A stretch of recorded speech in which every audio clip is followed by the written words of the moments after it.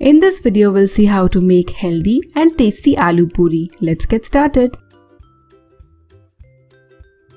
For this recipe, we need 1 cup oats. I'm using instant oats. So these are not flavored oats, plain instant oats. Add oats to your mixer grinder jar and make a fine powder.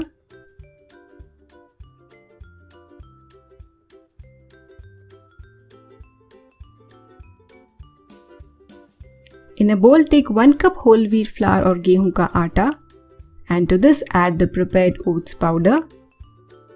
Now add 1 tablespoon sesame seeds or til, 1/4 teaspoon turmeric, salt as per taste, and 1 tablespoon Kasuri Methi. So just rub it between your palms and add it to the aata. Give it a good mix. Now grate 2 medium-sized boiled potatoes into the flour. If you want, you can grate the potatoes separately and add them to the bowl, but I am directly doing it on the bowl.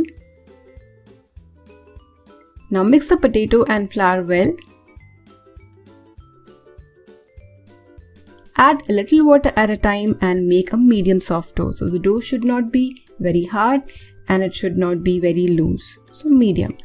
Now apply some oil and cover the dough well with this oil, and then you need to let this dough rest for at least 10 to 15 minutes.